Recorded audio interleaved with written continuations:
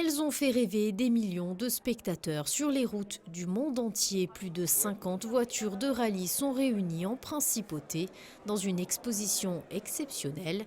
À l'occasion du 23e rallye Monte-Carlo historique, de nombreux pilotes s'étaient donné rendez-vous aux terrasses de Fontvieille. Je suis ravie parce que donc on a l'arrivée du Monte-Carlo historique qui est arrivé cette nuit.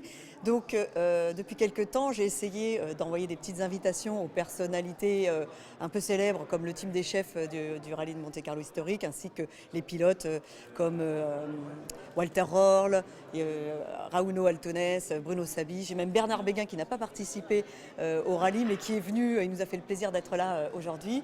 Donc voilà, beaucoup d'énergie. J'ai été les voir un par un pour leur demander de venir parce que ça me faisait tellement plaisir de leur présenter cette magnifique exposition de la légende des rallyes qui pour moi me tient à cœur.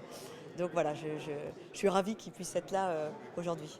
Parmi les invités, des pilotes de renom tels que Bruno Sabi qui redécouvre la 205 Turbo 16 sur laquelle il a franchi la 5e place du classement général au rallye Monte-Carlo en 1985.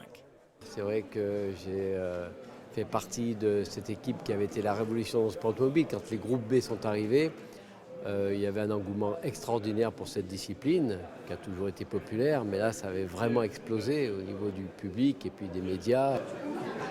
À l'époque il y avait Vatanen, Salonen, Kankkunen, donc j'étais le seul petit français là, au milieu de tous ces spécialistes de la glisse qui étaient les Finlandais. Alors c'était pour moi la première apparition sur cette voiture au Rallye de Monte-Carlo. C'est vrai que ça avait été dur parce que c'était complètement différent de tout ce que j'avais connu jusque-là. Et puis la pression de représenter un constructeur avec un patron aussi prestigieux que Jean Todt. Donc ça avait été un moment très, très délicat pour moi. Et j'avais joué la sécurité en terminant 5e, en ayant gagné quand même une spéciale ou deux. Enfin voilà, quoi, j'avais pas fait un mauvais rallye. Ce qui m'a permis de rester dans cette équipe et puis après même de gagner avec cette équipe. Donc ça reste un grand souvenir, cette époque avec la Peugeot 205 Turbo 16. Bernard Béguin a lui aussi marqué l'histoire du sport auto en ayant été à plusieurs reprises champion de France des rallyes. L'ancien pilote est très ému de revoir toutes ces autos qui ont fait vivre le championnat du monde des rallyes. Je pense que c'est une merveilleuse initiative, je trouve. Même moi, je veux dire, de fait, j'étais en train de faire le tour de toutes les voitures qui sont là. Et il y a vraiment toute l'histoire du rallye que j'ai connue moi-même. Et c'était vraiment des beaux souvenirs. J'ai beaucoup de voitures contre lesquelles je me suis battu. J'en ai même retrouvé une des miennes.